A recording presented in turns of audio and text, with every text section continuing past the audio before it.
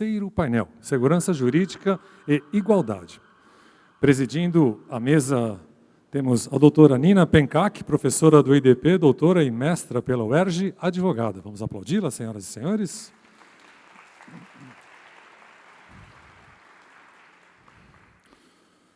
E os nossos palestrantes, doutora Daniela Zagari, mestra pela USP, vice-presidente da Comissão de Direito Tributário da OAB São Paulo, coordenadora do Comitê Tributário do SESA, advogada.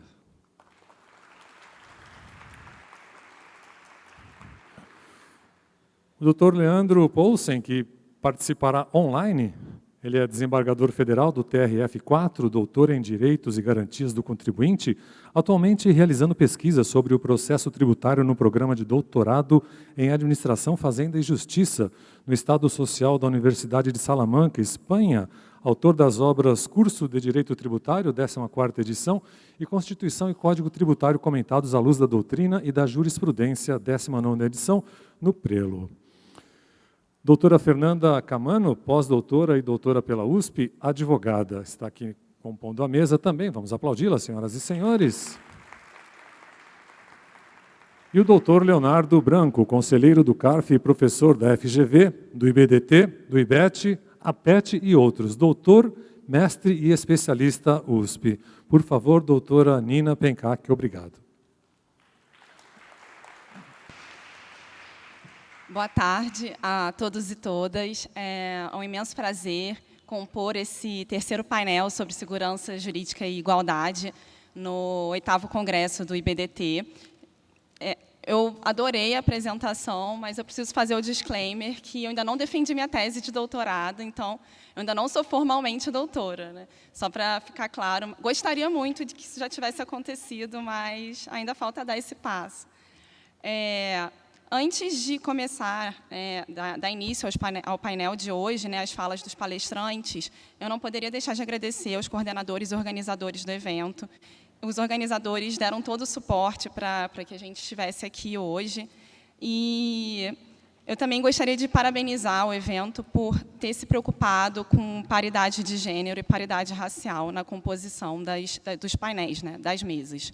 É muito importante a gente estar aqui, inclusive esse painel é majoritariamente feminino, e eu acho um avanço, e para mim é muito importante a gente estar vivendo isso e conseguir ver isso acontecer ao vivo, principalmente no direito tributário brasileiro.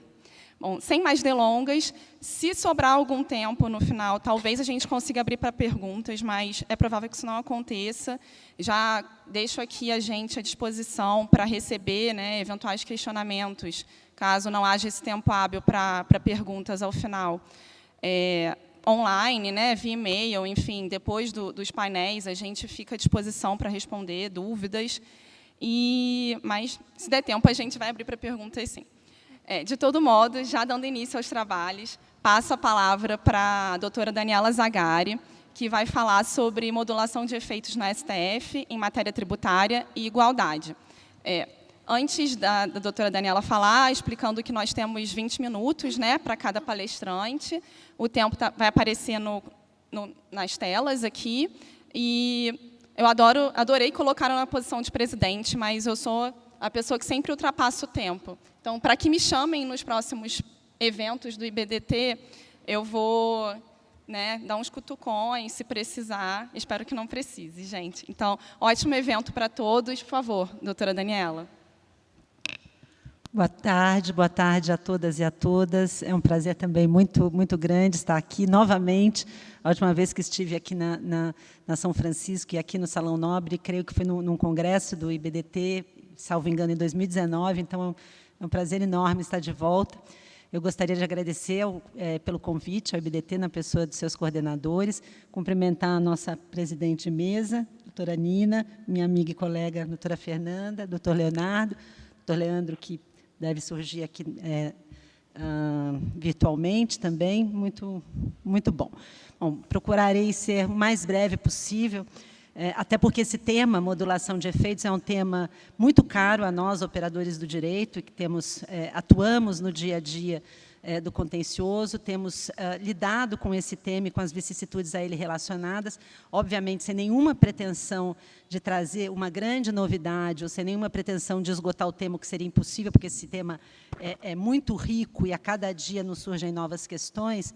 Eu selecionei, basicamente, 3 pontos que me parecem dignos aqui de nota nesse tema da modulação, muito relacionados com a experiência do contencioso, com a experiência na atuação e no acompanhamento das causas que são julgadas pelo Supremo Tribunal Federal.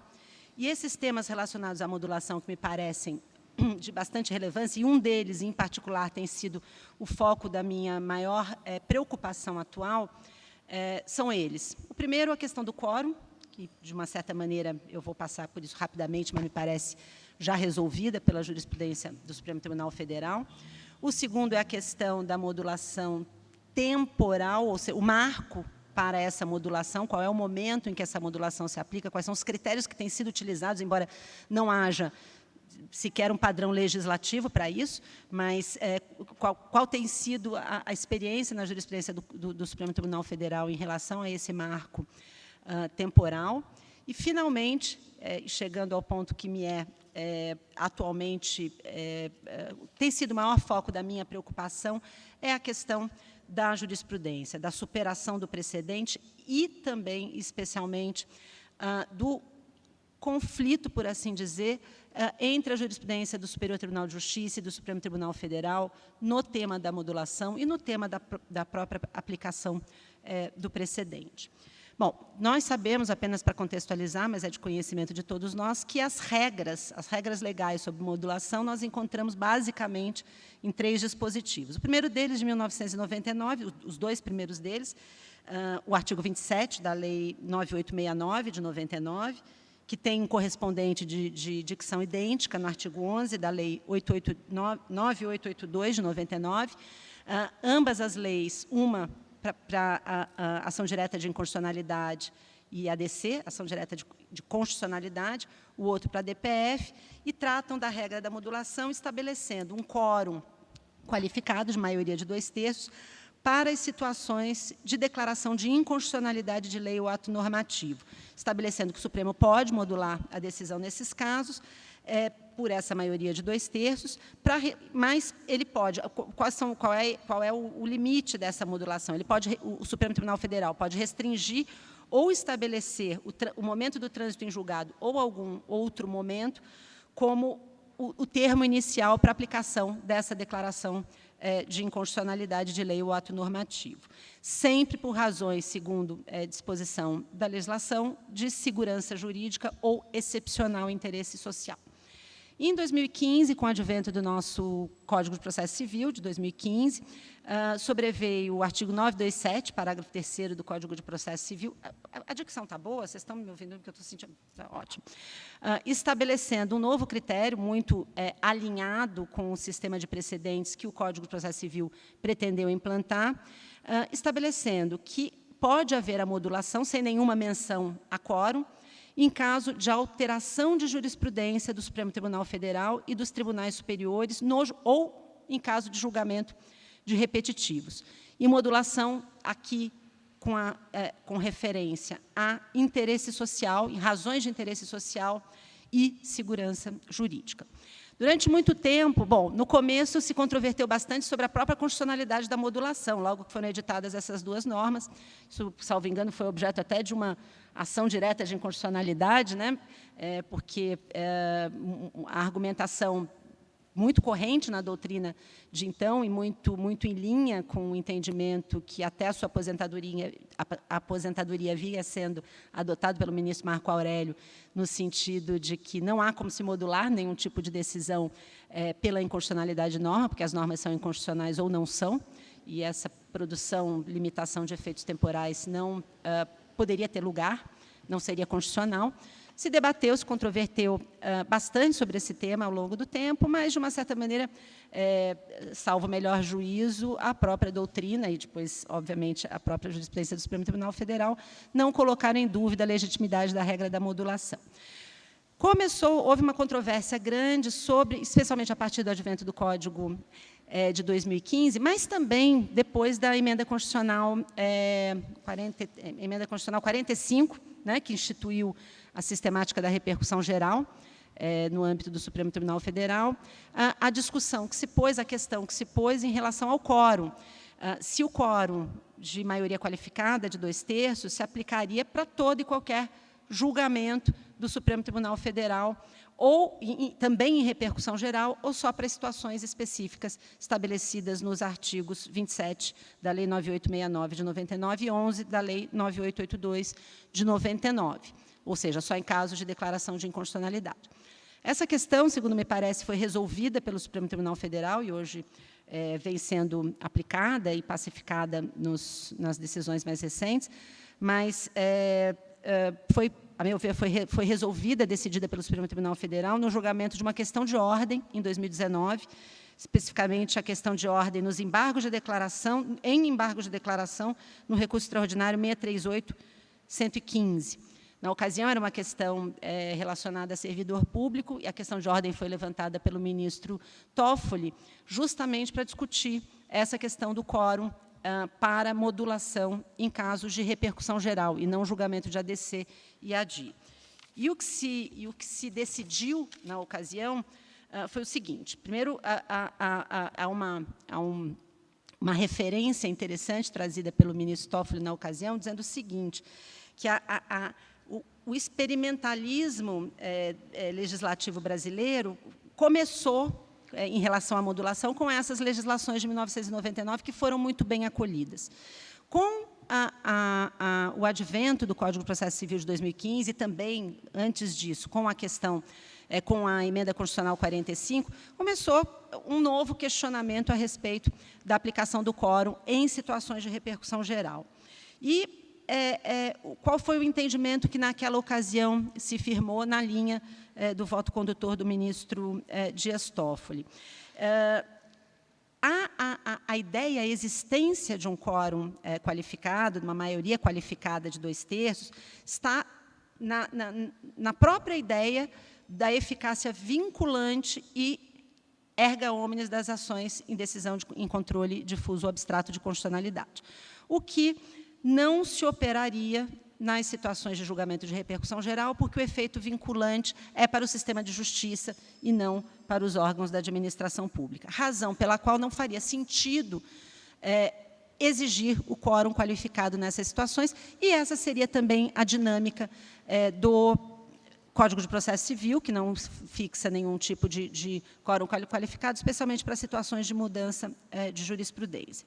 Portanto, na ocasião, se fixou o entendimento de que, para situações em julgamento de repercussão geral, a maioria absoluta, 6 votos, é suficiente para a modulação, não sendo necessária a maioria qualificada de 2/3. Então, desde então, nós temos visto que esse precedente, por assim dizer, vem sendo aplicado, então, logo essa questão de ordem foi resolvida. Então, me parece que essa questão do quórum, de alguma maneira, está resolvida pela jurisprudência, mas nós temos uma situação bem recente e interessante, que eu ia falar depois, mas acho que, já para relacionar aqui e sendo mais objetiva, que foi o julgamento agora bem recente da ADC 49. Né? Nós tivemos uma certa surpresa, uma certa discussão sobre a questão da modulação, porque a modulação em si, salvo engano, todos os ministros foram favoráveis, a maioria qualificada se firmou, mas o conteúdo da modulação não contou com maioria qualificada, e é uma ação que declarou a inconstitucionalidade de normas sem redução de texto. E, pelo entendimento que, então, parece ter prevalecido, o quórum, e tomando esse julgamento como prevalente, como precedente, a maioria qualificada, neste caso, que era uma ação direta de constitucionalidade, foi respeitada para o conceito de modular, para a decisão de modular, mas não para o conteúdo do ato de modulação. O que pode nos levar, que a minha ideia é trazer algumas questões e não sugerir respostas, mas pode trazer também algum tipo de discussão interessante sobre se seria legítima a maioria meramente absoluta nessas situações, em relação ao conteúdo do ato de modular, a decisão sobre a forma como essa modulação foi feita. Como sabemos, a maioria que se formou foi no sentido de estabelecer a questão relacionada aos créditos como apta, que se aguarde um ano para que os estados possam resolver legislativamente a questão dos créditos nessas transferências entre estabelecimentos interestaduais e entre estabelecimentos do mesmo titular. Caso, em um ano, isso não seja resolvido, os créditos podem ser aproveitados livremente pelo contribuinte, enquanto que ficou vencido um entendimento no sentido de que seria necessário estabelecer um prazo adicional, salvo engano, até para começar em 2024. Né? Era o voto vencido. Bom, eu fiz uma pequena pesquisa aqui de retrospectiva sobre a modulação e achei interessante, porque, de fato, essa nossa tendência, né, historicamente, nós tínhamos para nós, como aplicadores, como operadores do direito, ouvindo a doutrina, acompanhando a própria jurisprudência do Supremo Tribunal Federal, que era nesse sentido, se nós formos examinar as decisões mais antigas, de se entender e se verificar a modulação como uma exceção ao sistema. A regra é pela declaração de constitucionalidade ou inconstitucionalidade sem modulação de efeitos.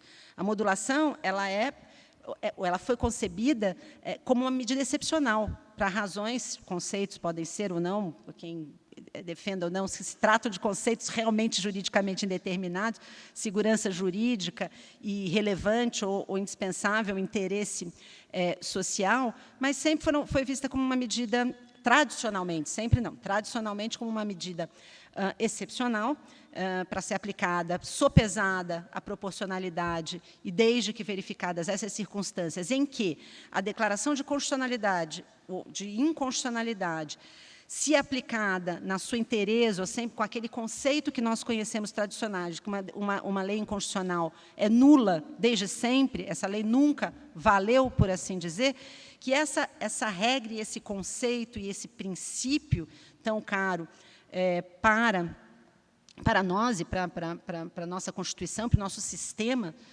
jurídico, ele poderia receber algum sopesamento quando a aplicação indistinta dessa declaração de inconstitucionalidade pudesse causar mais prejuízo do que benefício ao caso concreto, se não aplicada a partir de um determinado momento, por razões, portanto, que deveriam levar a essa modulação. Nós tivemos o primeiro caso de modulação tributária que tivemos aqui foi em 2008, foi o julgamento dos temas 2 e 3, os recursos extraordinários 560, 626 e 559, 943, acho que muitos se lembram aqui, quando foram declarados inconstitucionais os artigos 45 e 46 da Lei 8.212, de 91. Bom, a lei é de 91, a declaração de inconstitucionalidade ocorreu em 2008, o que o Tribunal decidiu, o Supremo Tribunal Federal decidiu naquele momento, é que, enfim, além de declarar a inconstitucionalidade dessas normas que estabeleciam o prazo prescricional e decadencial de 10 anos para contribuições sociais e não de 5, como estabelece o CTN, além de declarar a inconstitucionalidade das normas, também fixou a modulação dos efeitos temporais no sentido de preservar todas as ações, as discussões judiciais presentes e também não judiciais, embora o tribunal não tenha se manifestado expressamente, na minha interpretação, simplesmente não ter havido pagamento, não poderia haver cobrança nesses casos, mas até a data do julgamento. Mas não poderia haver pedidos de repetição de indébito posteriores à data do julgamento, em relação a esse passado. Justamente a justificativa que foi dada pelo Supremo na ocasião foram razões de segurança jurídica e interesse social, relacionadas aqui ao que me parece ao interesse do erário. Eu não estou cumprindo o meu compromisso de falar menos tempo, então eu vou me ater ao segundo ponto. Então, primeiro é o quórum, que me parece que está bem resolvido. Uma referência, vou voltar um pouquinho só para não deixar de mencionar. Eu comecei dizendo que em 2008 nós tivemos um caso de julgamento de repercussão geral, 2014, um caso de modulação, 2014, sempre em matéria tributária, 2014, 2 casos, 2016, 2 casos, 2017, 2 casos, 2019, 1 caso, 2020, 4 casos, 2021, eu estou falando 8 casos, assuntos, porque tem muitas ações diretas de inconstitucionalidade relacionadas ao mesmo assunto. 2021, 8 casos. 2022, nós tivemos, pela minha leitura aqui, pela minha lembrança, 2 casos. E 2023, nós temos agora esses mais recentes e os temas 881 e 885, em que não houve a modulação, que os colegas aqui vão falar com muita propriedade. O termo inicial, também essa tem sido uma discussão muito grande. Não me parece que possamos criar exatamente ou ter um padrão decisório a esse respeito. As primeiras decisões do Supremo, algumas delas fixaram como termo inicial da modulação a data do julgamento, seja para não retroagir ou para respeitar ações então propostas.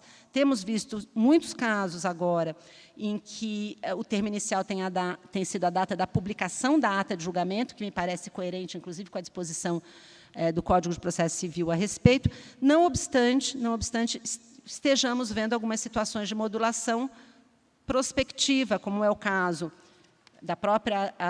do próprio julgamento da DC 49, como é o caso do tema do DIFAL, como é o caso do tema da seletividade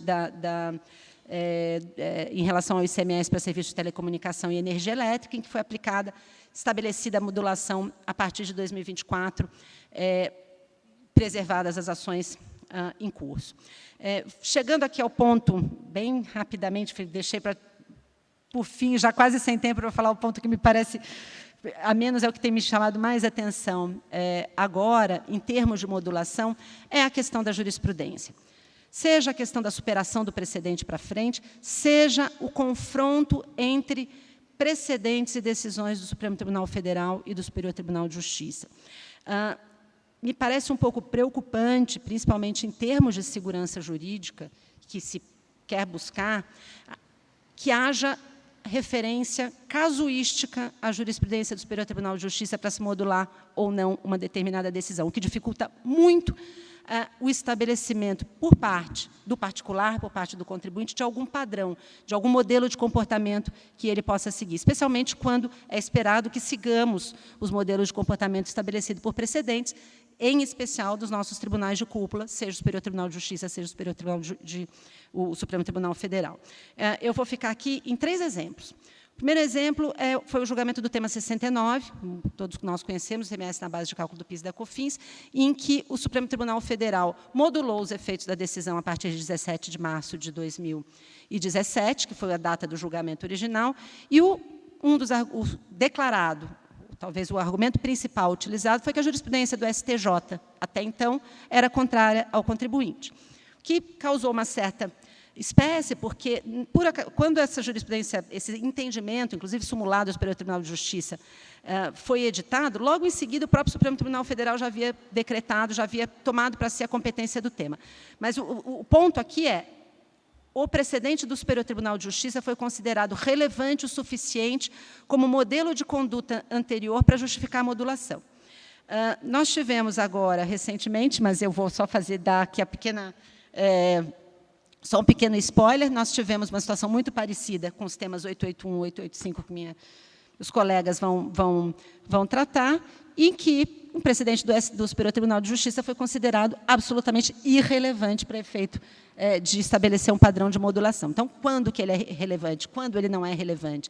Nós tivemos também a situação do julgamento dos juros, ano passado, do juros Selic, a recuperação do indébito sobre os valores a título de juros, que tem natureza indenizatória. A jurisprudência do Superior Tribunal de Justiça foi considerada relevante para modular os efeitos, para não se permitir a quem não tivesse proposto medida judicial até então, propor essas ações, porque havia precedente em sentido contrário do Superior Tribunal de Justiça. O último tema, muito caro aos advogados, às sociedades de advogado, o Superior Tribunal de Justiça tinha entendimento pacificado, sumulado 2 vezes, com súmula ratificada, sobre a não incidência da COFINS, isso lá atrás, nas sociedades, em relação aos serviços prestados pelas sociedades uniprofissionais. O Supremo Tribunal Federal veio a julgar esse tema posteriormente, entendeu absolutamente constitucional essa incidência, mas considerou também irrelevante e, portanto, não modulou a decisão, para quem respeitou o precedente do Superior Tribunal de Justiça, não modulou os efeitos da decisão. Então, fica aqui a dúvida, o que fazer nessas situações. Aí, eu já estourei meu tempo, mas eu preciso falar uma última coisa. Há uma frase, eu não sei de quem é a autoria, e eu hoje tenho muito medo de atribuir autoria a algumas frases, porque cada vez falam que é uma pessoa que falou, mas é uma frase que costuma ser dita, às vezes, que, para problemas muito complexos, há sempre uma solução muito simples. Eu, particularmente, não concordo. Eu acho que problemas muito complexos, muitas vezes, têm soluções muito complexas que precisam de muito estudo. Mas, para algumas, não. Para algumas, há soluções simples. Para esse caso específico do conflito entre jurisprudência e da relevância ou não, me parece, talvez não resolvesse todas as questões, mas que um pouquinho mais de atenção por parte dos nossos tribunais superiores aos artigos 1032 e 1033 do Código de Processo Civil, que estabelecem justamente as situações em que o caso deve ser remetido primeiro ao Supremo Tribunal Federal e, se não houver questão constitucional, voltar para o Superior Tribunal de Justiça, se essas regras estivessem sendo aplicadas, e estão sendo aplicadas em raríssimos casos, se elas estivessem aplicadas com regularidade, boa parte dos nossos problemas aqui seriam resolvidos. Obrigada, e me desculpe aqui o tempo.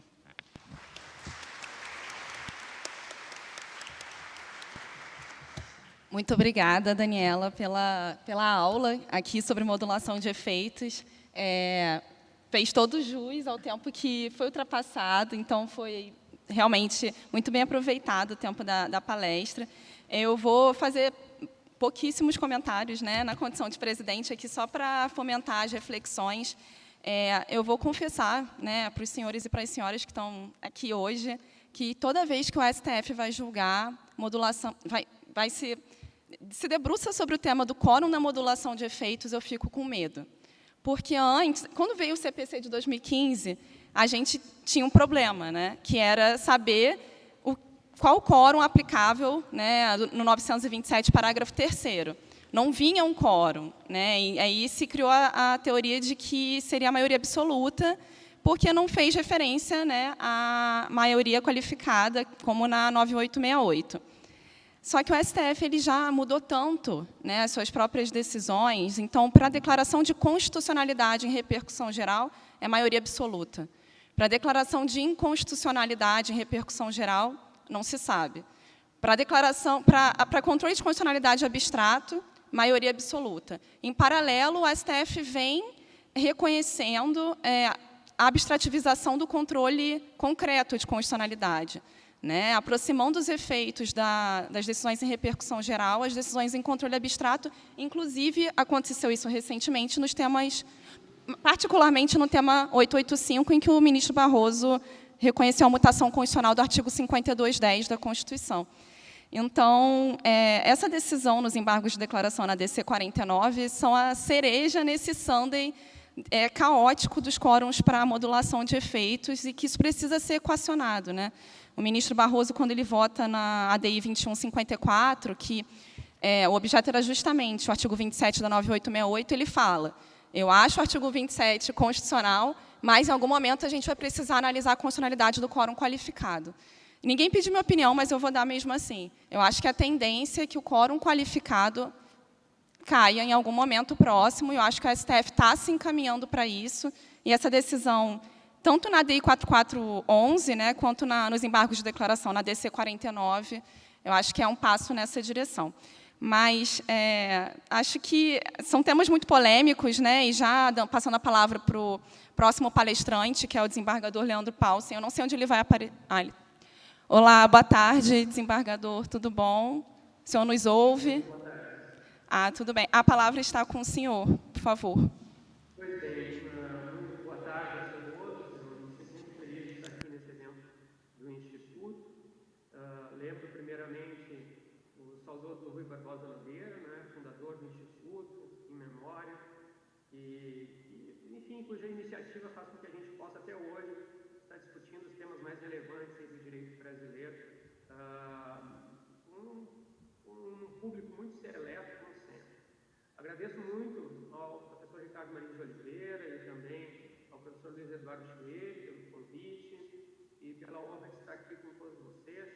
Cumprimento os eminentes colegas da banca, na pessoa da presidente, doutora Nina, e enfrento aqui de plano os temas que são propostos postos nessa assentada.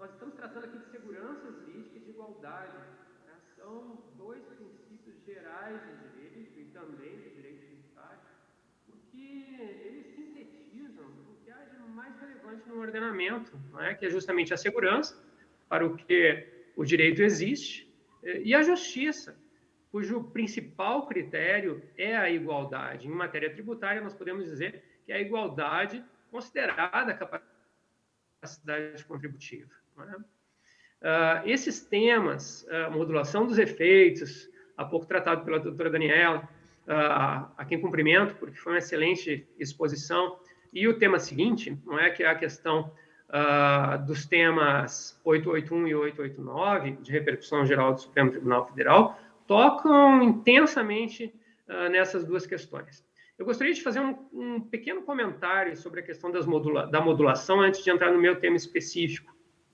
A modulação não pode ser vista como um poder discricionário do Supremo Tribunal Federal.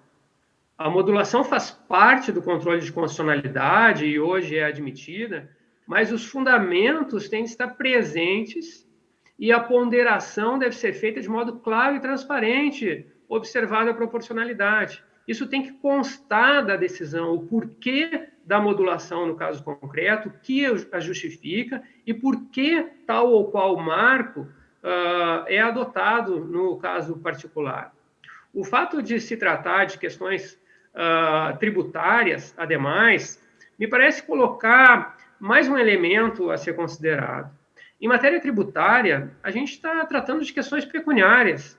São recorrentes as repetições ou compensações de indébito por tais ou quais razões. A ponderação em prol da segurança jurídica, ela está desde sempre realizada pelo próprio legislador através dos institutos da decadência e da prescrição. Decadência e prescrição contra o fisco, prescrição contra o contribuinte. Não havia necessidade de nós trazermos esse instituto da modulação para as questões tributárias. Nós deveríamos nos manter com a regra de prescrição, que já limita no tempo os efeitos pecuniários de eventual reconhecimento de inconstitucionalidade. O Supremo Tribunal Federal, ao meu ver, ao realizar as modulações, a despeito da regra de prescricional, substitui o juízo do legislador pelo seu próprio juízo. E mais, faz pouco caso da segurança devida ao contribuinte e mais ainda da questão da igualdade.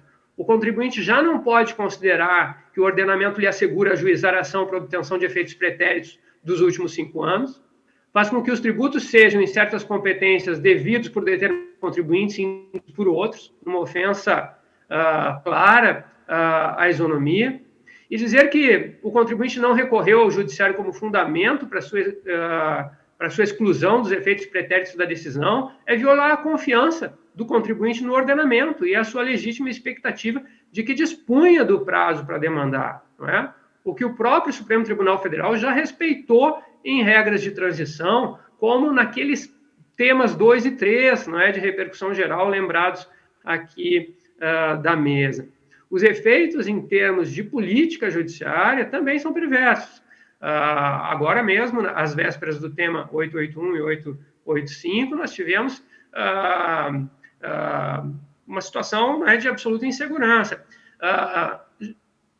As orientações do Supremo Tribunal Federal quanto às regras de transição joga milhares de contribuintes às barras dos tribunais às vésperas dos julgamentos de mérito relevantes, com receio de que, se modulados os efeitos discricionariamente, como faz o Supremo, fiquem para trás, né? Restem prejudicados nos seus direitos se não tiverem até então ajuizado as ações. Então, essa ameaça à segurança jurídica dos contribuintes pela prática da modulação aumenta a litigância. Enfim, a modulação tributária afeta a segurança jurídica dos contribuintes e a isonomia, e não vem sendo devidamente justificada sob a perspectiva da segurança da outra parte, o que demandaria razões excepcionais.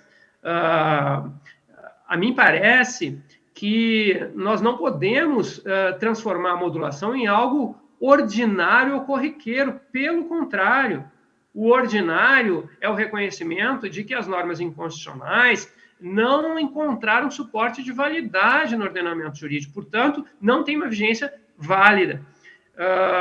Mas eu passo, feitas essas pequenas considerações no tema anterior, eu passo à questão dos temas 881 e 885. Eu, como todos os senhores, esperava muito tempo essa decisão do Supremo, porque ela é uma decisão que realmente muda a maneira de nós enxergarmos o processo tributário. Não é? Quanto ao mérito dessa nossa orientação, a gente tem de reconhecer que nós, tributaristas, vivemos uma situação ímpar, a da jurisdição voltada a regular, sobretudo, o futuro no bojo de relações de trato continuado ou sucessivo, ou, me parece ainda mais precisamente, de relações jurídico-tributárias recorrentes. Saber se determinado tributo é ou não válido em face da Constituição, se dada atividade está ou não sujeita a determinado tributo, obter a definição da carga a ser suportada em face da prática de fatos geradores que se enquadram em tais ou quais hipóteses de incidência, são todas questões atinentes à declaração do regime jurídico a ser aplicado a fatos geradores futuros, inclusive. E a lei tributária, na atual quadra da história, sabe-se, vige sine die, enquanto não for revogada, de modo que a prestação jurisdicional acerca da sua aplicação se projeta indefinidamente por período que pode ser de anos ou mesmo de décadas, a depender de inovações legislativas. Não é por outra razão que aos juristas nos preocupam as violações à isonomia e à livre concorrência que podem decorrer das prestações jurisdicionais individuais, quando criam regimes jurídicos tributários particulares em contraste com o aplicado à generalidade dos contribuintes. Afinal, um sistema tributário tem de ser neutro, tem de ser isonômico, sob pena de assumir efeitos extrafiscais indesejados e prejudiciais ao ambiente de negócio e à geração de riquezas. Isso não é um valor de somenos, não é um valor menor que pudesse ser desconsiderado. O volume do nosso contencioso constitucional tributário constitui ingrediente que torna ainda mais tormentosa essa questão. Nosso detalhado sistema tributário acaba por levar ao Supremo Tribunal Federal numerosíssimos casos em que coisas julgadas, formadas no controle difuso de constitucionalidade, com efeito interpartes, acabam por entrar em choque com os julgamentos em sentido contrário realizados pelo próprio Supremo Tribunal Federal. A quem cabe dar a última palavra na matéria, no controle concentrado de constitucionalidade ou no controle difuso. Quem seja a sociedade sob o regime da repercussão geral, aportar razões através de audiências públicas ou da admissão de amici curiae para um conhecimento objetivo nos moldes do controle abstrato e que, embora sem efeitos automáticos erga omnes, ou pelo menos até agora não havia, ao menos firmando posição de devida aplicação pelos magistrados e se retratados em súmula vinculante, aí sim, pelo texto constitucional, obrigando não só os magistrados como a administração. É objeto da análise aqui a questão da tensão entre a coisa julgada de um lado, a supremacia da Constituição, a isonomia, a livre concorrência de outro. Contribuíram para esse entendimento adotado em fevereiro pelo Supremo Tribunal Federal, de modo decisivo, ao meu ver, a doutrina do eminente e saudoso ministro Teori Zavascki, que foi objeto de um trabalho de mestrado na Universidade Federal do Rio Grande do Sul, e o parecer da PGFN 492 de 2011, restando a questão resolvida agora com os temas 881 e 885. A questão fora suscitada com densidade nesse trabalho acadêmico, quando ainda integrava Teori o Tribunal da Quarta Região, TRF4, que foi publicada no livro Eficácia da Sentença na Jurisdição Constitucional em 2001. Nas conclusões já fazia constar: se a sentença do caso concreto tratou de relação jurídica de prestação continuada ou sucessiva, estou falando, transcrevendo, referindo entre aspas, o superveniente efeito vinculante em sentido contrário ou do provimento judicial em controle abstrato, inibirá os efeitos futuros daquela relação jurídica, independentemente da propositura ou mesmo da tempestividade da ação rescisória. Em 2011, o parecer da Procuradoria-Geral da Fazenda causou alvoroço no meio jurídico, estampando na sua ementa, abre aspas, decisão transitada em julgado que disciplina a relação jurídica tributária continuativa, modificação dos suportes fático ou jurídico, limites objetivos da coisa julgada, superveniência de precedente objetivo, definitivo do Supremo Tribunal Federal, cessação automática da eficácia vinculante da decisão tributária transitada em julgado, possibilidade de voltar a cobrar o tributo ou de deixar de pagá-lo em relação a fatos geradores futuros. Essa era o caput da ementa, não é, desse parecer. Embora com amparo doutrinário, a posição externada pelo parecer normativo mostrou-se à época ousada, e isso é relevante, é extremamente relevante quando a gente fala da falta de modulação que houve nesses temas 881 e 885. O Supremo Tribunal Federal ainda não firmara, à época do parecer, posição dispensando o instrumento da ação rescisória para a superação da coisa julgada inconstitucional. Pelo contrário, sempre que desafiado a manifestar-se, o Supremo acabava por reafirmar a necessidade de tomar a coisa julgada como referência de segurança, enquanto não fosse formalmente desconstituída pela ação rescisória. Em fevereiro desse ano, enfim, ao ensejo da análise desses temas 881 e 885, foi fixada a tese, abre aspas, as decisões do STF em controle incidental de constitucionalidade anteriores à instituição do regime de repercussão geral não impactam automaticamente a coisa julgada que se tenha formado, mesmo nas relações jurídicas de trato sucessivo. Já as decisões, item 2, proferidas em ação direta ou em sede de repercussão geral, interrompem automaticamente os efeitos temporais das decisões transitadas em julgado nas referidas relações, respeitadas a irretroatividade, a anterioridade anual e a noventena, ou a anterioridade nonagesimal, conforme a natureza do tributo, fecha aspas. A questão não é simples, efetivamente, não é?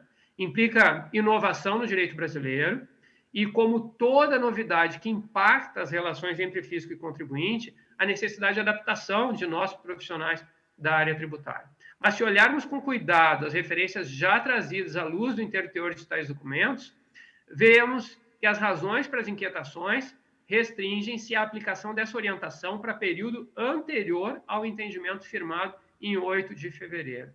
No mais, numa visão prospectiva, a decisão, a mim, parece saudável e até mesmo cautelosa. Por quanto? Em primeiro lugar, restringe-se às relações de trato sucessivo ou continuativas, como se tem referido mais frequentemente, com fundamento constitucional. Segundo, não afasta nem desconstitui a coisa julgada, mas limita, e não me parece apenas, ou melhor, não me parece um jogo de palavras do Supremo Tribunal Federal, limita a eficácia temporal da superveniência de acórdão do Supremo Tribunal, quando da superveniência de acórdão do Supremo Tribunal Federal em face de controle concentrado ou difuso com repercussão geral, em que torne insubsistente a premissa constitucional do julgado individual concreto. Em terceiro lugar, resguarda a segurança jurídica não apenas ao preservar o que já praticado sob a égide da coisa julgada, mas também ao preservar a sua eficácia por períodos de transição equivalente às garantias das anterioridades de exercício e nonagesimal, conforme forem aplicados a cada caso, assegurando a não surpresa e dando previsibilidade à carga tributária que sujeita o contribuinte, até então protegido pela coisa julgada, tal como se dá quando da instituição de tributo novo. Ou seja, o Supremo Tribunal Federal considerou o posicionamento final, definitivo do Supremo Tribunal Federal, contrário à eventual coisa julgada, como direito novo, sujeito à regra de anterioridade. Ainda, submete todas as relações jurídicas supervenientes aos períodos de anterioridade,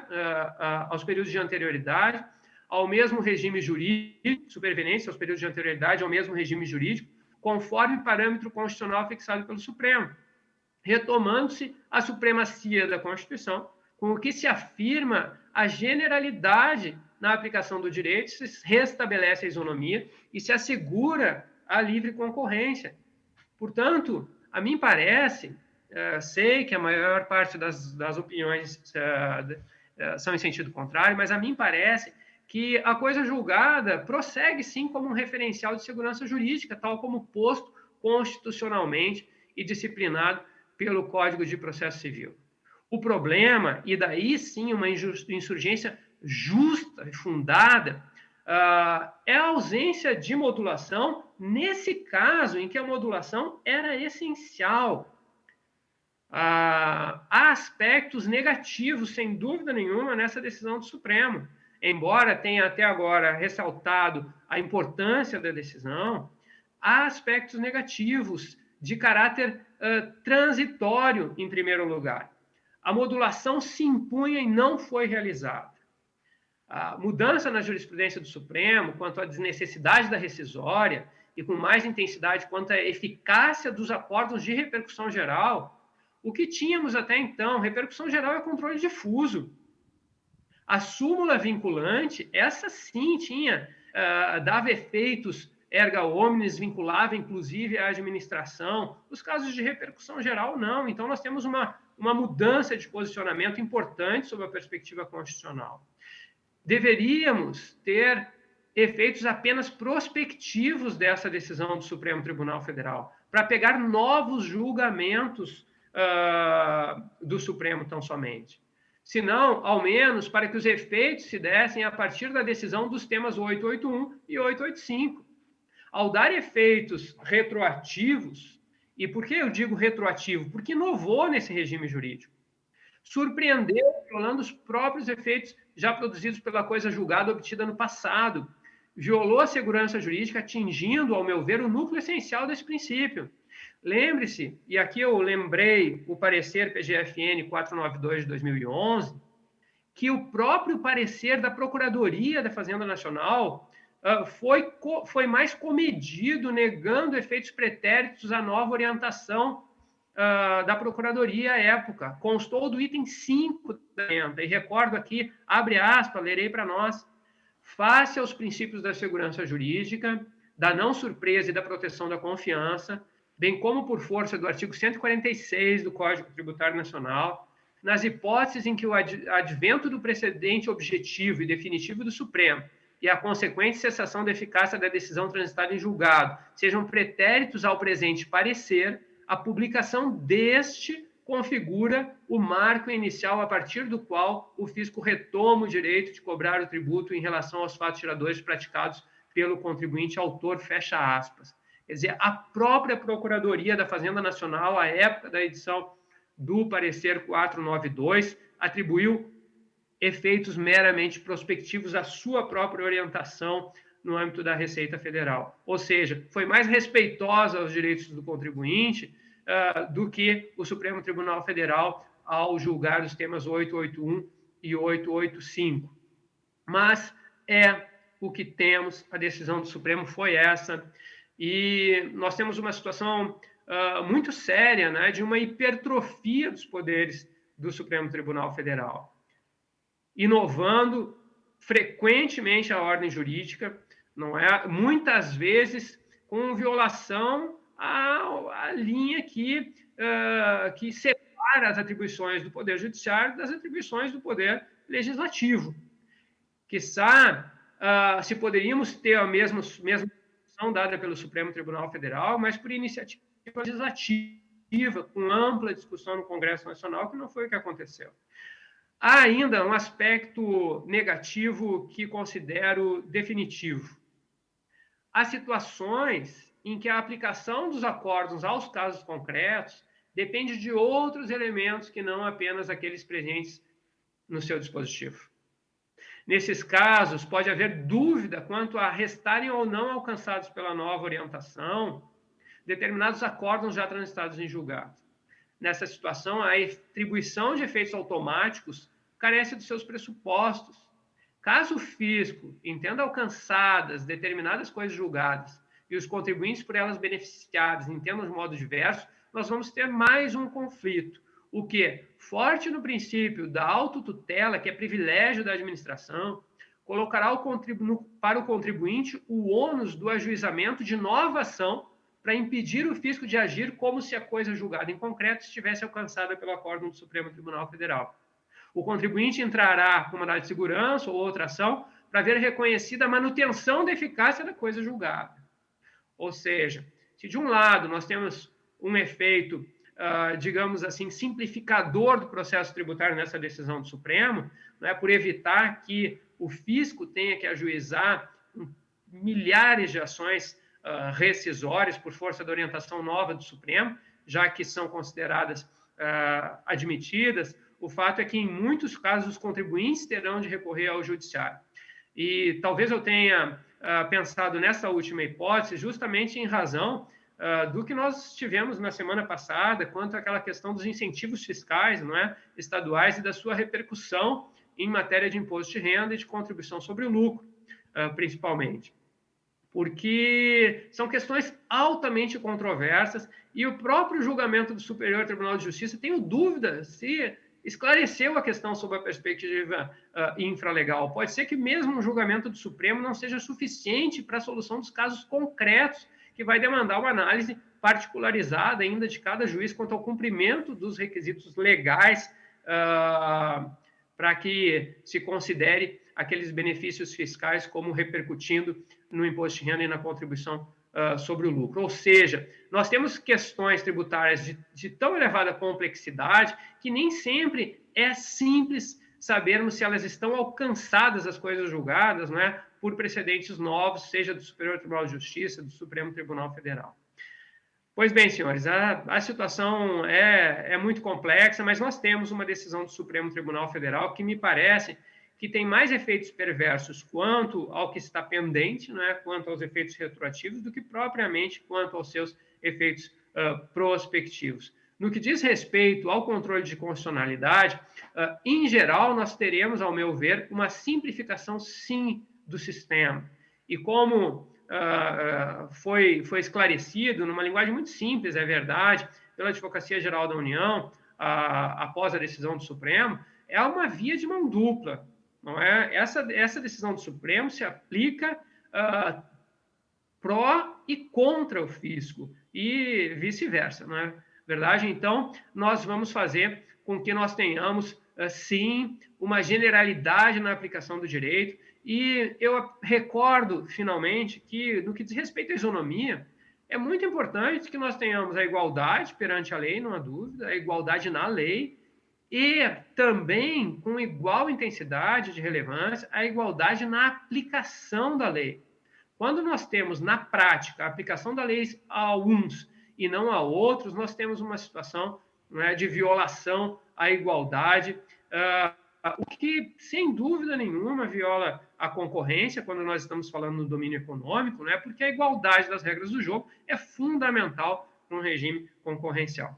Então, com essas palavras, eu agradeço a atenção de todos, sobretudo por estar falando à distância, e me despeço aqui mais uma vez agradecendo o convite, e vou assistir com muito interesse aí as palestras que ainda restam neste painel. Muito obrigado a todos e boa tarde.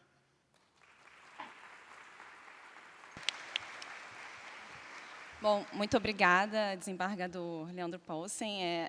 A palestra foi bastante elucidativa, né? Acho que tocou em pontos que incomodaram, né? Incomodam ainda, considerando que o prazo para embargos de declaração acabou ontem, né? Talvez o STF possa suprir algum desses pontos, né, que incomodaram a gente do ponto de vista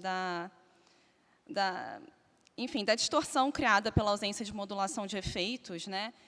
Se falou em aposta depois que o julgamento foi finalizado, né? Que teria havido uma aposta, que seria uma situação equivalente a um cassino. E eu me peguei pensando nisso antes de vir para cá. E por que não se alterou o cenário legislativo, né? Se havia coisas julgadas pela inconstitucionalidade da lei da CSLL de 1989, por que não se propôs nova lei para a CSLL? Se tentou fazer alterações na lei de 89, né? O STJ disse que essas alterações não seriam suficientes para alteração do cenário jurídico, para desconstituição, né? Para a cessação dos efeitos daquelas coisas julgadas, mas a União sempre teve a opção de adotar uma postura no legislativo, mas a União também apostou que o STF resolveria essa situação favoravelmente a ela, e foi o que acabou acontecendo. Bom, sobre o tema, eu passo a palavra agora para a doutora Fernanda Camano, que vai falar também sobre os temas 881 e 885, e tem uma apresentação, né, doutora? Boa tarde a todos. Primeiro, eu gostaria de agradecer o convite, me sinto muito honrada. Gostaria de fazê-lo na pessoa dos organizadores e na pessoa, especialmente, do professor Chueri. Cumprimento meus colegas de mesa, na pessoa da nossa presidente, doutora Nina, e já passo a minha fala. Por favor, eu tenho uma apresentação. Ah, já está aí? Ah.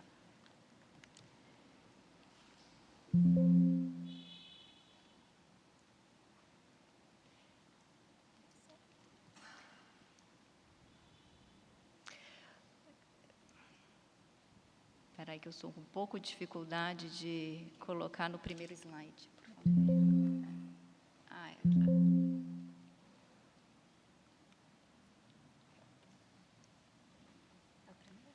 Bom, obrigada.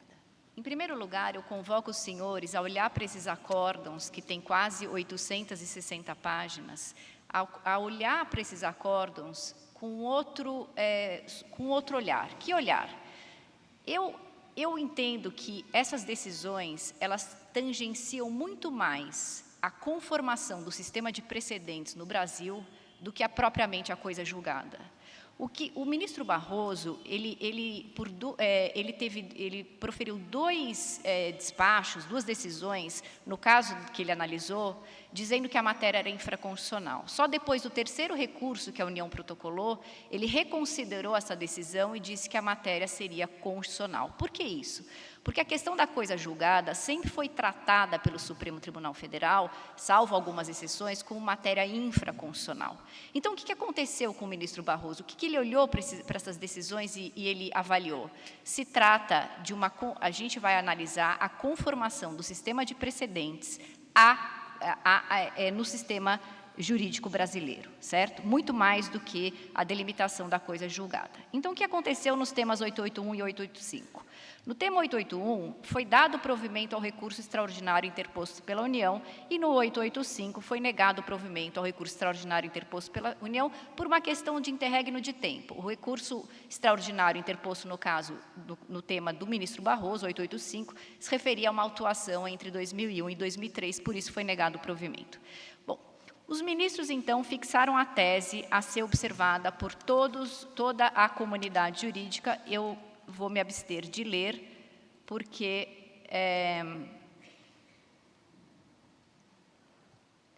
o doutor Leandro já fez a leitura.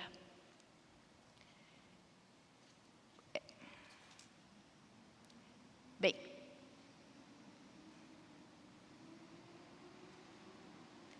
eu dividi a minha apresentação, eu estou com um pouco de dificuldade de... Segundo slide. Eu dividi a minha apresentação em dois momentos. Quais foram os fundamentos compartilhados pela maioria do colegiado do Supremo Tribunal Federal e quais foram os fundamentos que não foram compartilhados por essa maioria? Primeiro fundamento compartilhado pela maioria do colegiado do Supremo Tribunal Federal. Instrumentos passíveis, eles definiram quais os instrumentos passíveis de impactar os efeitos futuros da coisa julgada nas relações jurídicas de trato continuado. Quais foram os instrumentos? ADIM, ADO, ADC e decisões em repercussão geral.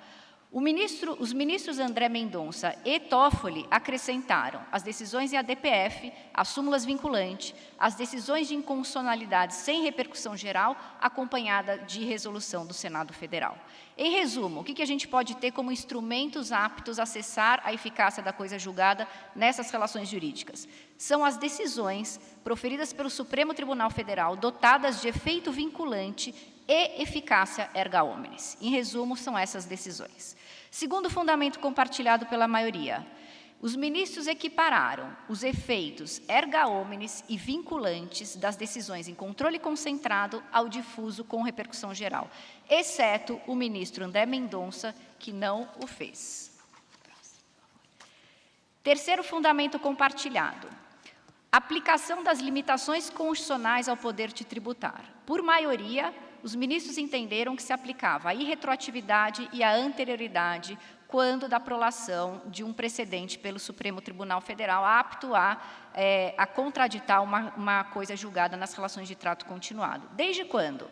A partir da data da publicação da ata de julgamento. Todos os ministros falaram expressamente sobre esse marco? Não, mas é o que a gente supõe da leitura desses acordos. Quarto fundamento compartilhado. Modulação dos efeitos dos temas 881 e 885, aplicável à contribuição social sobre o lucro. Por 6 votos a 5, considerou-se que o caso analisado, a contribuição social sobre o lucro, o entendimento fixado nos leading cases se aplica desde a publicação da ata de julgamento da ADIM 15 de 2007, que foi em 14 de junho de 2007, obedecendo-se à anterioridade nonagesimal.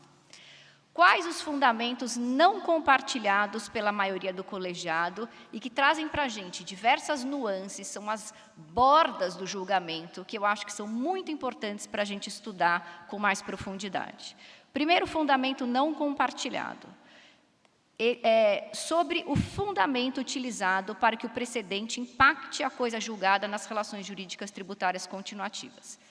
No plano da validade, equiparável nesse momento à existência, os ministros entenderam, alguns, eu vou dizer aqui quais, que o precedente proferido pela Suprema Corte cria uma norma jurídica nova, a função constitutiva do direito pelos precedentes judiciais. Quem fez essa afirmação? Ministros Fachin, Barroso, Fux, Alexandre de Moraes, mesmo não tendo aplicado a anterioridade, o que decorreria desse argumento, quando ele cita o professor Marinoni nas folhas 135 do acórdão do tema 885. O ministro Fux faz uma referência muito importante a respeito do sistema de precedentes no Brasil. Ele fala o seguinte: a nova lei processual alçou o Supremo Tribunal Federal à condição de uma verdadeira corte de precedentes, de maneira expressa, e não mais de mero uniformizador de jurisprudência. E ele segue: a única questão que me parece mais sensível é essa eficácia expansiva do precedente, porque precedente, hoje em dia, para alguns não, mas para ele sim, é fonte formal do direito. Se a lei não pode retroagir, o precedente também não pode. No plano, continuamos no mesmo fundamento não compartilhado, mas agora relativo ao plano da validade e hierarquia das normas, né? É o ponto de vista do ministro Gilmar. Ele entende que o precedente se sobrepõe aos efeitos da coisa julgada porque deve prevalecer a força normativa da Constituição. Folha 70. E no plano da eficácia? No plano da eficácia, alguns ministros afirmaram que o precedente modifica o Estado de Direito por quê? À luz dos efeitos erga omnes e vinculantes das decisões proferidas naqueles instrumentos. Então, eles recortam a eficácia dessas decisões e elas são suficientes para atingir a coisa julgada porque se altera o Estado de Direito. Segundo fundamento não compartilhado, a possibilidade de o precedente alcançar fatos geradores que lhe são anteriores ao precedente, retroativos, conexão aos instrumentos rescisórios. O voto do ministro Gilmar é muito claro, ele vai distinguir quais são os efeitos pretéritos ou pendentes de atos passados. Então, para os efeitos pretéritos ou pendentes de atos passados, leia-se anteriores ao precedente, o ministro Gilmar fala que cabe impugnação ou cumprimento de sentença com efeitos rescisórios e ação rescisória do regime especial. E aí ele faz uma outra distinção. Quais são os efeitos futuros de atos passados e atos futuros? E aqui eu grifei efeitos futuros de atos passados, porque ele diz o seguinte: com relação a esses atos, leiam-se, efeitos futuros de atos passados e atos futuros, a incidência do precedente é automática e imediata, sem necessidade de nenhuma ação judicial. E aí eu pergunto, créditos tributários constituídos anteriormente ao precedente, mas objeto de compensação futura, podem ser atingidas? Essas compensações podem ser atingidas? É uma dúvida, um ponto de interrogação que eu lanço aqui. Sobre esse mesmo tema, o que diz o ministro Gilmar? Se a decisão transitou em julgado antes do precedente, então nós temos um precedente, temos aqui a decisão transitada em julgado, cabe simples alegação de inexigibilidade do título executivo. Agora, se a decisão transitou em julgado aqui e depois nós tivemos um precedente aqui, cabe a ação rescisória do regime especial. O professor Marinoni diz que não, que se a coisa julgada ocorreu aqui e o precedente aqui, a coisa julgada não viola a norma jurídica, não caberia rescisória alguma, nem a rescisória do regime especial. É uma interpretação. E aí eu fiquei muito impactada com uma afirmação do ministro Fux em relação à rescisória do regime especial, porque ele fala o seguinte, o ministro Gilmar falou, olha, essa rescisória do regime especial, porque ela é atemporal, ou seja, o dia que o Supremo decidir sobre uma determinada matéria, pode haver a rescindibilidade, eu acho que esse dispositivo é inconstitucional. O ministro Fux falou, olha, não é bem assim. Quando a gente fez o código, o que a comissão entendeu foi que essa decisão de declaração de inconstitucionalidade deve ser prolatada no biênio, no prazo bienal, porque senão teríamos uma rescisória temporal. Qual a leitura que ele está fazendo daquele dispositivo, que para mim foi uma novidade? Aquela rescisória do regime especial, o precedente do Supremo tem que ter sido prolatado dentro dos 2 anos do trânsito em julgado, o que para mim realmente foi uma interpretação bem interessante que eu não conhecia. Terceiro fundamento não compartilhado, impacto do efeito retroativo da CSL aos demais tributos. O ministro Dias Toffoli, ele lança uma pergunta, ele lança a seguinte pergunta, há necessidade de se avaliar o caso concreto, e depois ele afirma, a retroatividade, a partir da publicação da ata de julgamento de cada caso concreto, pelo menos para os casos julgados até a presente data, impacta outros casos pelo Supremo, como, por exemplo, a questão do IPI. Então, ele está levantando esse ponto de dúvida no voto dele. Será que o que a gente está fazendo aqui não vai impactar retroativamente os demais casos tributários, as teses tributárias? E o ministro Fux lança a mesma preocupação. É preciso que nós tenhamos uma percepção de que a tese central, o ministro Fachin destacou, é aplicável a todos os tributos. É uma rescisória, digamos assim, espontânea, que pode ser aplicada em favor do contribuinte ou em favor da Fazenda. E ele fala o seguinte, olha, o que nós estamos fazendo é muito importante porque gera um efeito sistêmico gravoso, que significa que eles estão muito preocupados com o impacto desse leading case a outros temas tributários de forma retroativa. Na minha opinião, a retroação desses efeitos se deu em relação à CSL, quando eles fizeram a aplicação, o julgamento do caso concreto. Para os demais temas tributários, fica o ponto de interrogação, e eu acredito que não deveria ser aplicável para as teses tributárias já proferidas anteriores a 8 de fevereiro de 2023. E, por fim, eu queria trazer para vocês, já encerrando a minha apresentação, eu queria trazer para vocês os pontos de embargos de declaração que foram apresentados ontem. Houve embargo de declaração pela parte, né? Então, a parte alegou omissão, tá certo, alteração jurisprudencial, então eles vêm com o argumento da modulação, elencando uma série de artigos que se referem a essa mudança jurisprudencial que já foi dita aqui, e eles lançam a tese da retroatividade. O que é isso? O que se fala? Quando o Supremo Tribunal Federal fixou a tese do caso concreto, a tese jurídica, e olhou para trás e atribuiu a essa tese uma eficácia retroativa, porque determinou que a cobrança da CCL se desse em 2007, houve uma contradição. Por quê? Porque ou é retroativo ou não é retroativo. Se eles afirmam em tese jurídica que não pode ser retroativo, eles não podem dar esse efeito para o caso da CSL, por isso haveria uma contradição. Esse argumento é muito diferente da modulação de efeitos. É uma questão da retroatividade da fixação da tese e aplicação no caso concreto. Os embargos de declaração da Fiesp também afirmam que a decisão do Supremo Tribunal Federal foi extra petita, porque tratou de temas que não estavam pré-questionados anteriormente, e a necessidade de uma edição de uma súmula vinculante para conferir os efeitos transcendentes a uma repercussão geral. Eles também advogam pela modulação de efeitos, pela anterioridade, afirmando que esse julgado, né, os precedentes do Supremo Tribunal Federal, na verdade, podem impactar a coisa julgada só quando do trânsito em julgado dos precedentes, e não da ata dos respectivos julgamentos, e falam das multas, pedindo seu afastamento.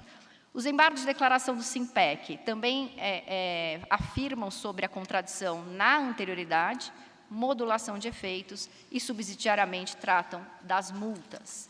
E, por fim, os embargos de declaração do Conselho Federal da OAB, que fala que o acórdão se omitiu em relação ao próprio parecer da PGFN 492 de 2011, que estabeleceu, nesse parecer, o marco inicial da produção da cessação dos efeitos da coisa julgada, a data de 2011. E aqui eu tenho uma ressalva, porque assim, esse parecer é bem complexo, e ele realmente afirma isso, mas ele afirma também que, para os casos já lançados anteriormente, a data de 2011, que é a data da publicação do parecer, não tem efeitos para os casos já lançados. Para os casos ainda por lançar, aí se aplicaria a data de 2011. Omissão em relação à decisão do STJ, divergência jurisprudencial, e também afirmam sobre a questão da inaplicabilidade das multas. Bom, eram esses os pontos que eu gostaria de trazer para vocês, e dentro do meu tempo, considerando que 20 minutos é um tempo bastante pródigo, porque a sustentação oral a gente tem que dizer tudo isso em 10. Então, eu encerro a minha fala e volto a palavra para a doutora Nina. Muito obrigada.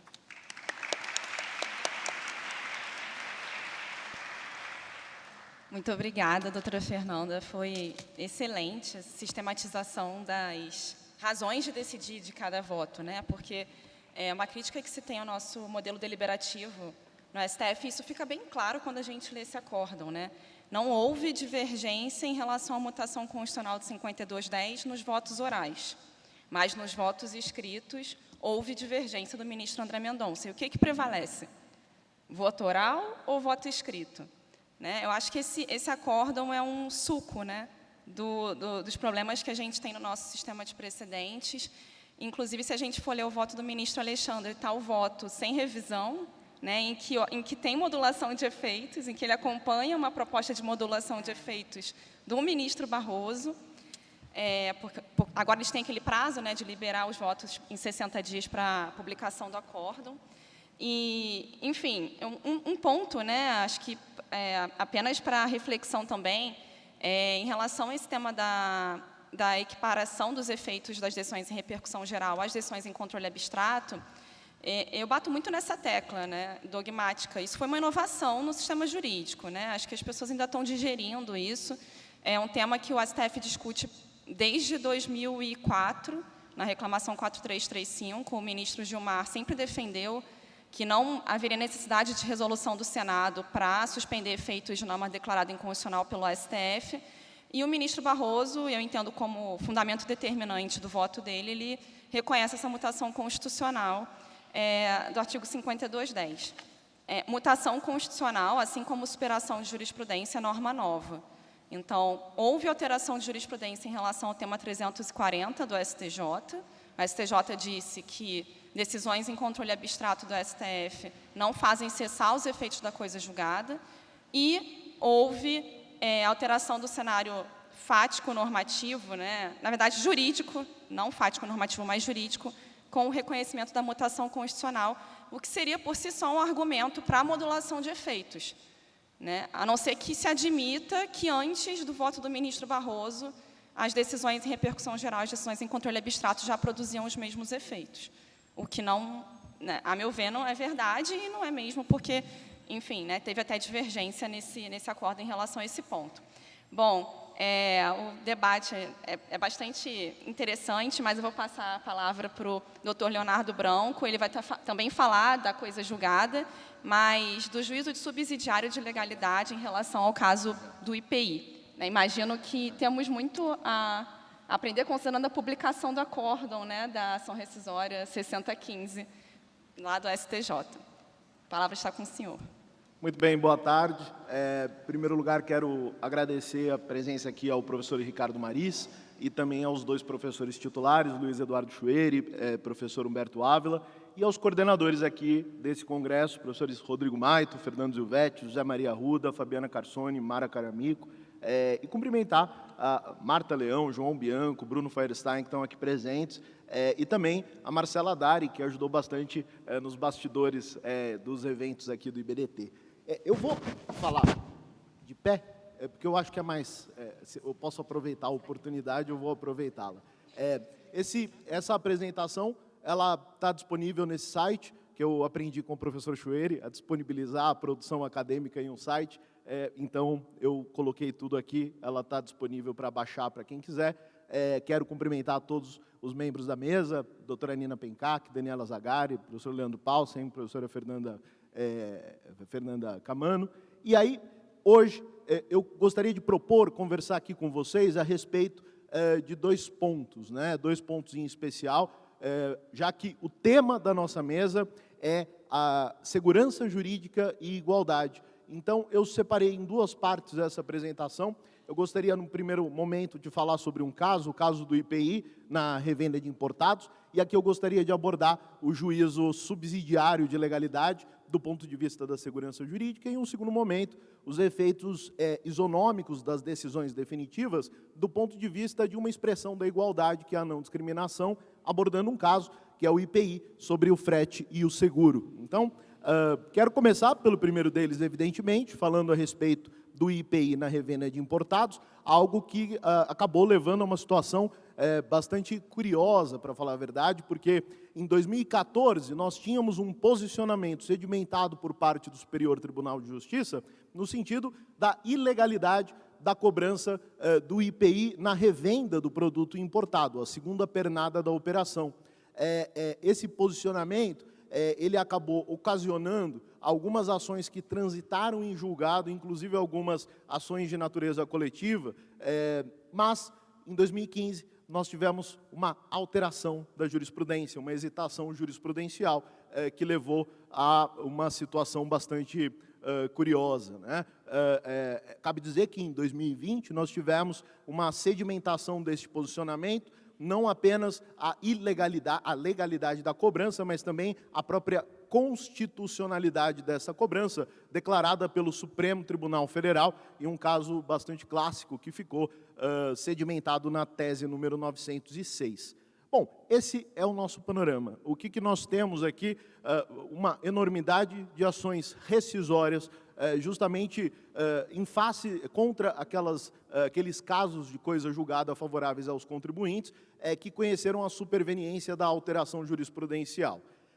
Um desses casos, em especial, e eu digo que todos eles praticamente foram rechaçados, justamente visando a preservação da coisa julgada, em virtude da aplicação da súmula número 343, mas um desses casos, em especial, chamou bastante atenção, um caso de um sindicato de tradings de Santa Catarina, que acabou por gerar um potencial alto impacto econômico, né, financeiro, devido aos seus associados, né.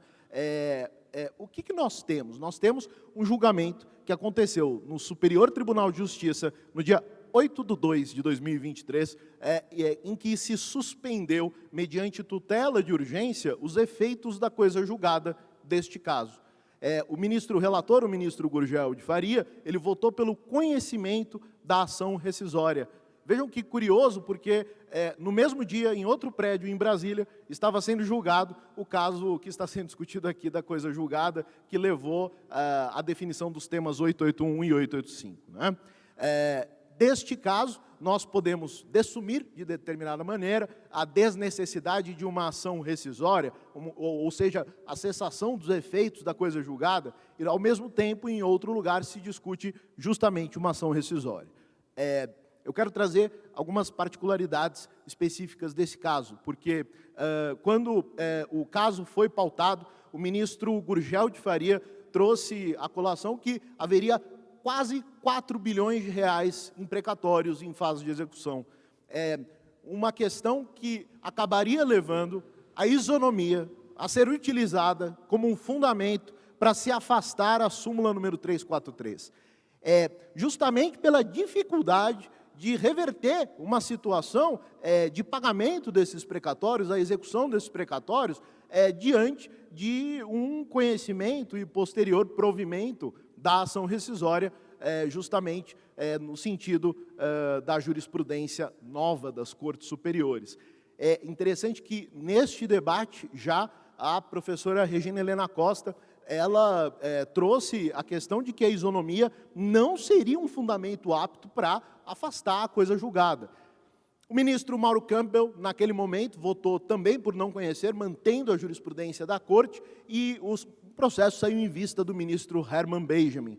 Mas esse acórdão, na verdade, ele foi julgado e o acórdão foi publicado na data de ontem, né? Saiu ontem, mais de 90 páginas o acórdão, foi publicado, foram vencidos os ministros Mauro Campbell, Regina Helena Costa e Assucete Magalhães, votando pelo não conhecimento da ação rescisória, mas unanimidade no mérito, evidentemente, depois de ultrapassada a fase do conhecimento, né? A rescisão, vejam que situação curiosa, ela acabou por reabrir o período integral, 2005 a 2013, ou 5 anos para trás, isso vai ser objeto de debate, da propositura da ação rescisória 6015, né? Ou seja, muito pior do que qualquer conclusão a que a gente possa chegar quanto aos efeitos da cessação da coisa julgada no Supremo.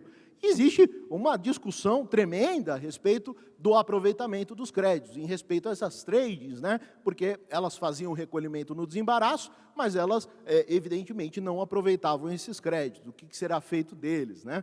E aí vem essa questão, eu quero colocá-la diante de um caso, dando 2 passos para trás, para olhar de novo, com um pouco mais de atenção, para o tema 906.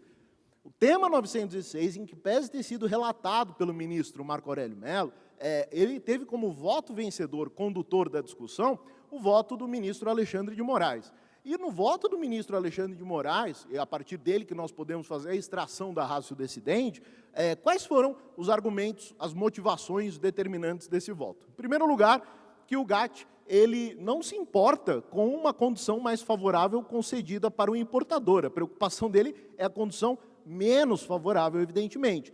Nós podemos concordar até certo ponto, né? Ainda que haja alguma surpresa com relação ao que teria de pertinência com relação a esse caso, porém, o segundo argumento, é evidente que a gente já tem que fazer uma ressalva, né? Porque, sob este entendimento do ministro, o IPI teria uma função extrafiscal de proteção no mercado interno. Isso jogaria por terra 70 anos de construção e de negociações de rodadas comerciais e toda a estrutura jurídica do comércio internacional.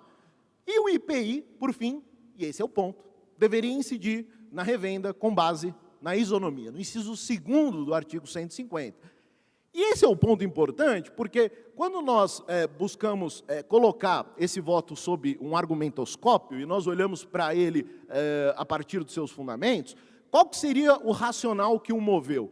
A indústria interna, ela incide o IPI sobre a revenda com lucro. Então, logo, necessariamente, o IPI na revenda de importação é igualmente constitucional. Por quê? Por conta da igualdade. Sob qual fundamento? Fundamento, inciso 2 do artigo 150. É possível se afirmar, portanto, a partir daqui, que a motivação determinante deste voto foi a isonomia, e não o tratamento nacional. É interessante porque aqui nós podemos afirmar, e isso foi dito textualmente pelo voto condutor, que o GATT, ele traz, quando muito, potencialmente, uma ofensa reflexa. Ele não merece conhecimento e ele, de fato, lendo essa decisão, não foi conhecido. Isto está de acordo com a jurisprudência do Supremo Tribunal Federal, em acordos, inclusive, mais recentes, por exemplo, esse da relatoria do ministro Barroso, né, em que a aplicação da cláusula do tratamento nacional foi considerada matéria infraconstitucional. Ela pende de uma análise, de uma coleção probatória, por exemplo, para você verificar se há ou não similaridade. Então, esse tem sido o posicionamento do Supremo Tribunal Federal, e disto nós conseguimos extrair que o tema 906, ele nos traz, e este é o posicionamento atual, que o IPI na revenda é constitucional, mas não foi conhecida violação ao GATT. Isso independe, vejam só, da análise a respeito da cessação dos efeitos da coisa julgada. A declaração de constitucionalidade, ela demanda uma segunda pernada, ela demanda aqui uma segunda camada de análise, o juízo subsidiário de legalidade, ou, se você preferir, de convencionalidade. Dito isso, né, eu gostaria de passar para a segunda parte, para atender aos dois temas trazidos para essa mesa. Eu gostaria de falar sobre o frete e o seguro, e eu também vou dar um passo para trás. E aí, dando um passo para trás, é possível dizer que em um determinado momento foi discutido a respeito da inclusão dos descontos incondicionais na base de cálculo do IPI. Quando nós olhamos para a base de cálculo do IPI no Código Tributário Nacional, o que nós temos, eu estou falando de IPI interno, IPI nacional, é o valor da operação de que decorra a saída da mercadoria. E isto levou à comoção dos ministros do STJ, no sentido de que, ao estabelecer o CTN, a saída da mercadoria, não importa o valor da chegada, ou seja, não importa que você incluir um desconto posterior. Isso é muito importante, porque eu vou dizer, porque quando nós olhamos para a discussão no âmbito do Supremo Tribunal Federal, sob a relatoria do ministro Marco Aurélio Mello, o tema número 84 de repercussão, ele foi conhecido por meio do inciso 3º do artigo 146, ou seja, norma geral em matéria tributária. Uma vez que caberia à lei complementar a determinação da base de cálculo, atuando como norma complementar, e evidentemente que todos esses casos acabam fazendo referência ao clássico escolho, né, do professor José Souto-Maior Borges, aqui haveria campos privativos da lei ordinária e da lei complementar em razão da matéria. E, por isso mesmo, ambas beberiam da fonte do fundamento positivo diretamente da Constituição. Dali que elas extrairiam o seu fundamento de validade. Durante a discussão desse caso, o ministro Luiz Fux, ele recordou que tanto ele como o ministro Teori Zavascki, e ambos participaram das duas cortes superiores do Brasil, eles já votavam dessa forma no STJ e mantiveram o seu posicionamento no Supremo Tribunal Federal. Quem for resgatar a transcrição taquigráfica dessas discussões vai perceber que havia uma insistência do ministro Marco Aurélio para que essa inconstitucionalidade não fosse declarada do ponto de vista material, mas formal. Então, isso é importante, foi bastante importante para ele, em que pese a oposição trazida pelo ministro Barroso, porque caso assim o fosse, caso fosse uma inconstitucionalidade material, substantiva, estaria se discutindo naquele momento apenas o desconto incondicional. Mas há outras rubricas que poderiam ser abarcadas por essa decisão, como o foram. Tanto o ministro Fux como o ministro Barroso acabam não verbalizando isso expressamente, mas acabam votando pelas conclusões com o relator, porque eles reconhecem uma inconstitucionalidade material. O fato é que a maioria do Supremo acaba se consolidando no sentido de um vício formal, por ofensa à reserva de lei complementar, dentro desse critério racional que eles criaram, e por isso mesmo a Procuradoria-Geral da República ela acabou por se posicionar dizendo o seguinte: se o racional é esse, a partir do tema 84, eu consigo tirar o mesmo raciocínio para o frete e o seguro, que também foram incluídos de uma maneira bastante peculiar, regulamento, por decreto executivo. Então, percebam que aqui a motivação determinante continua sendo a mesma, reserva de lei complementar, e não por outro motivo que, em inúmeros casos no Supremo, em agravos regimentais, em recurso extraordinário, na verdade, de casos de despachos denegatórios de subida de recurso extraordinário, os ministros têm, reiteradamente, por unanimidade, rechaçado as subidas, justamente aplicando o tema 84 para seguro e para frete. Inclusive o ministro Barroso, que votou em um sentido um pouco diferente, pela inconstitucionalidade substancial. Bom, já que eu estou falando isso, e esse é um ponto que nós acabamos de concluir, nós olhamos agora para o seu símile na importação. O símile na importação é o IPI na importação. E se esta questão está sedimentada do ponto de vista nacional, interno, como que vai acontecer agora na fronteira? Porque quando nós falamos em um tributo incidente sobre a importação, nós dizemos o seguinte: eu olho para a mercadoria, busco o valor, a origem e a classificação no sistema harmonizado. E quando eu olho para o valor especificamente, eu tenho uma questão importante. Até a década de 70, nós tivemos inúmeras rodadas em que, exaustivamente, os diplomatas, o corpo diplomático brasileiro, discutiu redução progressiva das tarifas. E essa é a ideia, redução do protecionismo. E isso durou até os anos 70. E veja só, uma vez que eu travo a discussão sobre a alíquota ad valorem, nós vamos chamar sem corar de tarifa, imposto de importação, eu preciso, de alguma forma, travar também a base, porque senão eu crio aqui uma rota de fuga. E foi isso, justamente, que começou a ser debatido. E isso começou a ser debatido a partir do Conselho de Cooperação Aduaneira, que depois se tornou a Organização Mundial das Aduanas, desde 1950. E ali se estabeleceu o preço normal, totalmente superado e anacrônico, o preço normal, que é o preço da definição de valor de Bruxelas. Percebam que as leis são leis do seu tempo, e por isso mesmo o professor Rubens Gomes de Souza nos traz no artigo 20, inciso 2, desde o anteprojeto, já essa definição ultrapassada do preço normal. Isso começou a ser superado já na rodada Kennedy, né? É uma rodada que ganhou esse nome porque foi justamente posterior ao assassinato do presidente Kennedy, e nós passamos a adotar o valor de transação.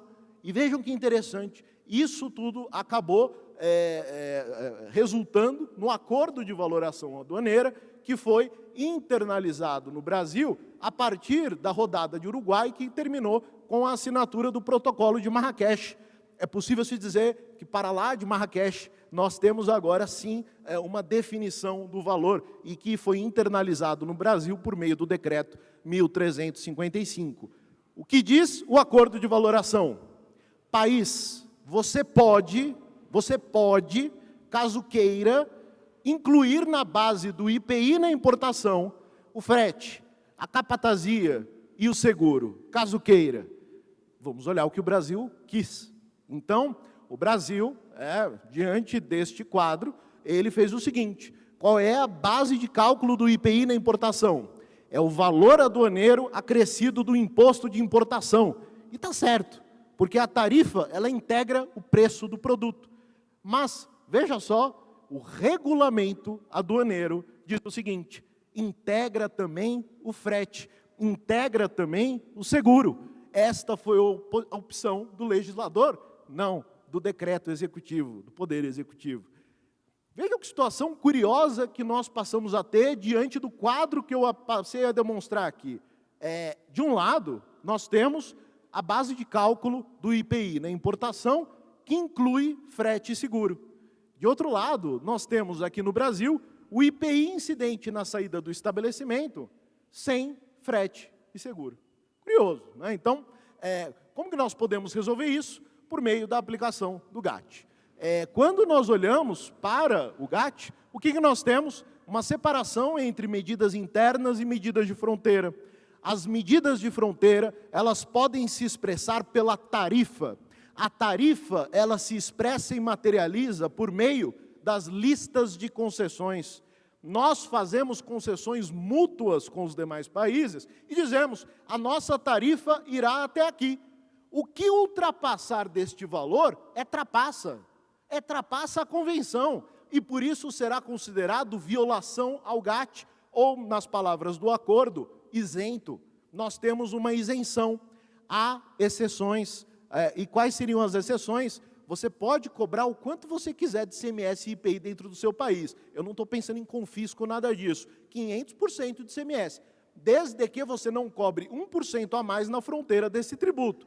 Então, você pode estabelecer tributos equivalentes, encargos de equivalência de tributos internos, mas não passe disso, porque se você passar disso, você estará burlando o acordo, e é por isso mesmo que nós temos a previsão do tratamento nacional. Vejam, há uma antinomia entre o AVA e o GATT? Aqui cabe um sonoro não. E por quê? porque quando nós olhamos para a estrutura destas normas, como elas se aplicam de maneira sucessiva. Olha só, e esse é meu último slide, quando eu tenho aqui os dados da declaração de importação, deles eu extraio o valor de transação, e a ele eu acresço o frete e o seguro. Com base no quê? Com base no AVA e no artigo 77 do regulamento aduaneiro. Salvo, e essa é a refutação, salvo se isto caracterizar uma discriminação. Perceba que, neste caso, nós temos uma discriminação. E aí nós passamos a aplicar a nave-mãe da estrutura jurídica do comércio internacional, que é o GATT. Então, frete e seguros estão incluídos na medida interna, mas não na de fronteira, encargo isento. E vejam, com base no quê? Com base na não discriminação. E com base no quê?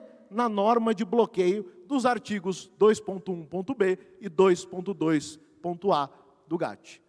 Então, essa apresentação que eu queria fazer hoje, agradecer novamente pelo convite e devolver a palavra para a presidente Nina Pencac. Muito obrigada, doutor Leonardo, pela aula também, né? Assim, acho que eu nunca conseguiria fazer um PowerPoint com esse conteúdo e tão legal, assim, eu fiquei com muita inveja. Enfim, bom, gente, eu preciso encerrar a mesa, a gente não vai ter tempo para perguntas. Eu acho que um ponto aqui, né, considerando que o nosso painel ele versa sobre segurança jurídica e igualdade, e um ponto comum de todas as falas aqui, né, inclusive do professor Leonardo, quando ele fala da questão do IPI, a discussão no STJ, como essa discussão ocorreu com votos divergentes, eu acho que a gente precisa repensar, né, o modelo deliberativo dos nossos tribunais superiores, e aí principalmente de STF a STJ. A gente precisa repensar a teoria da transcendência dos motivos determinantes. A gente aplica essa teoria da transcendência dos motivos determinantes ou não, né? As decisões vinculantes dos tribunais superiores, elas se aplicam para casos idênticos, para casos similares. Isso não pode ser algo flexibilizado e relativizado a cada decisão tomada. E também, né, pensar, né, em formas de obediência aos precedentes na sua dimensão horizontal, né? As cortes têm que observar seus próprios precedentes e têm que ter um ônus argumentativo para superá-los. Então, com essas breves considerações aqui, eu agradeço imensamente, foi uma honra presidir esse painel. Agradeço a doutora Fernanda, a doutora Daniela, doutor Leonardo, doutor Leandro, que entrou online, e declaro a mesa encerrada. Muito obrigada.